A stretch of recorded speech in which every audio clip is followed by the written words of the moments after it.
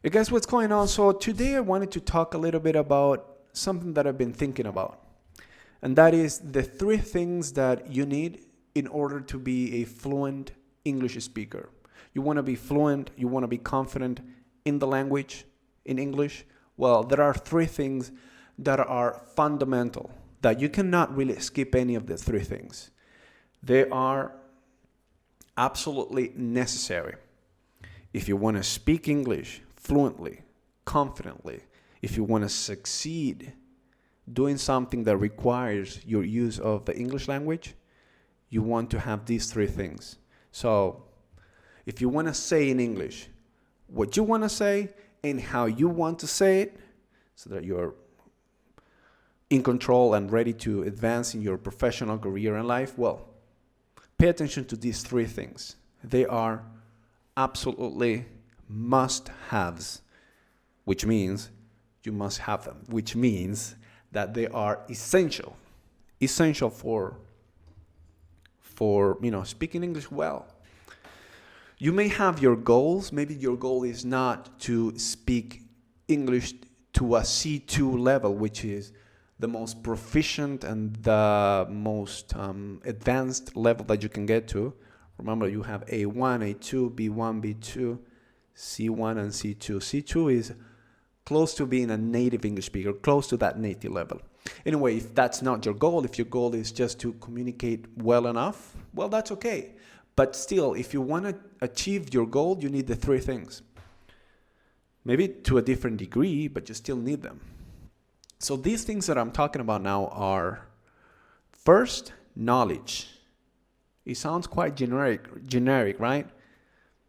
It sounds a little bit boring. Yeah, knowledge.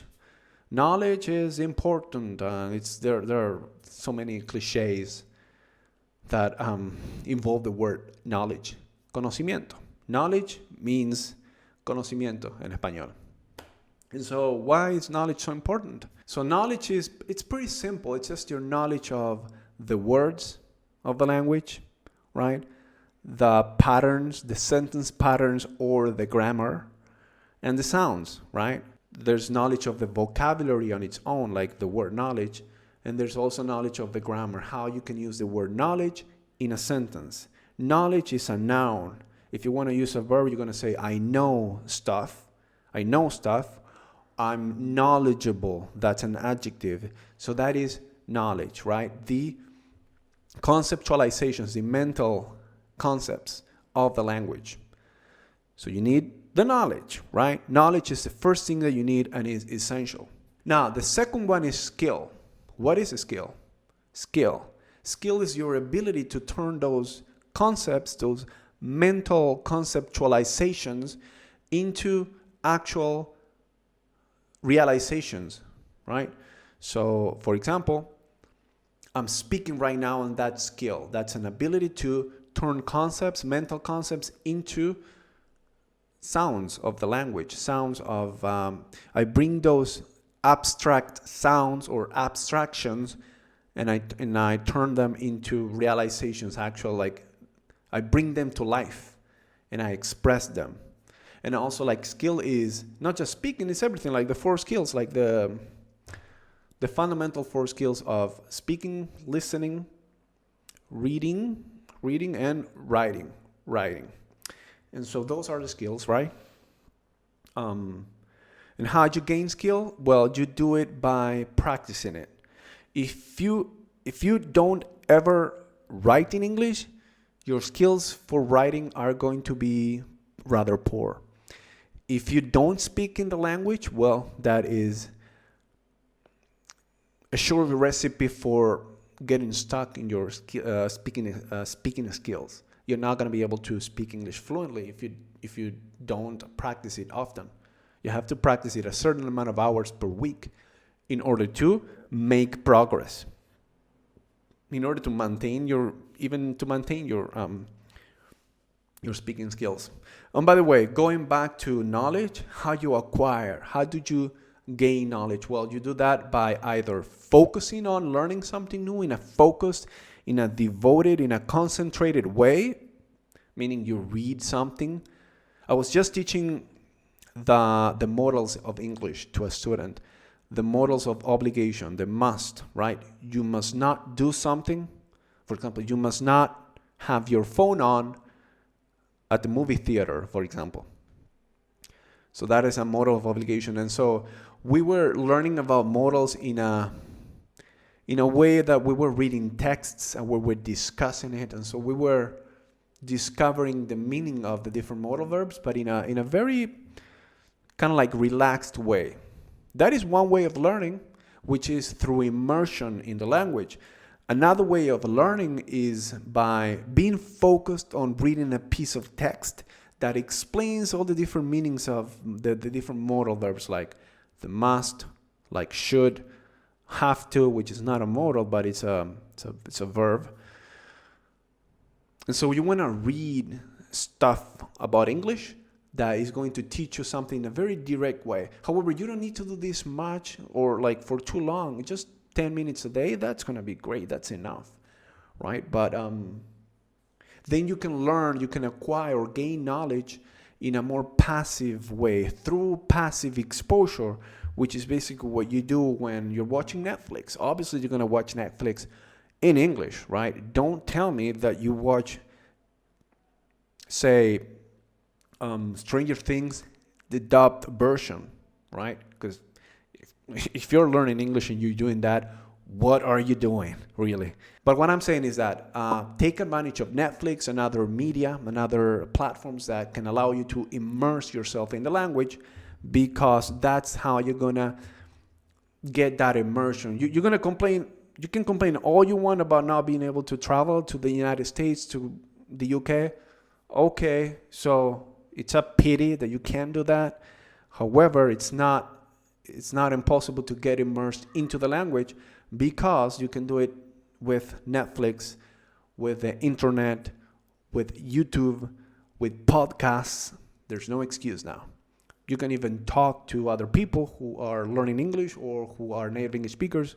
There are different ways that you can do that. Anyway, so far I've talked about knowledge and skill, right? The two things. There's a third one that actually precedes knowledge and skill, is even more important. Not really more important, but is at the base. It puts you in a position where you can gain knowledge and gain skill. That basically is the desire.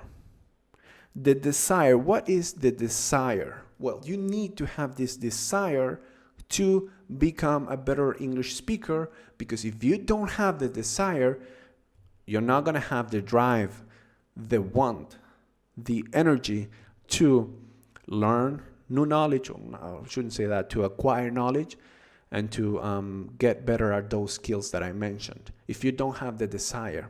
So the desire is actually wanting to learn, to acquire, to become better.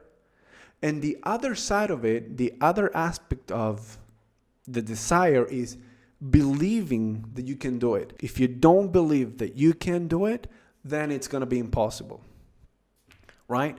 So I'm going to give you an example. I would love to learn programming, like coding, like programming language, so that I can code a piece of software, for example. I want it, but my desire is not strong enough for me to actually start doing it and start, building habits that are going to allow me to do that. My desire is kind of, I sort of want it, but I don't want to be bothered, which means no me quiero molestar, right? And the other thing, do I believe that I can do it? I don't really think that it's possible for me. I just don't have that belief, that confidence that I can learn to do that. And so I'm not going to do it, So the same thing happens with your English. You need to have the desire, meaning you have to want it and you have to believe that you can get it. Then, once you have that, you're going to build on the other two things that are super important: the knowledge and the skills. Knowledge is the knowledge on the aspects of the language, and the skill is your ability to use the language, to speak, to write, to listen, to understand, to comprehend, to read, right? That was my video today. I hope that I didn't bore you.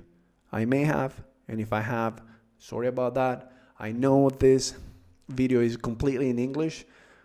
I'm thinking that maybe I might subtitle it so that it's accessible to everyone. And I appreciate you, especially you, if you made it this far into the video. I appreciate you for making it this far into the video, for not getting bored. And I'll see you again in the next video. Take care.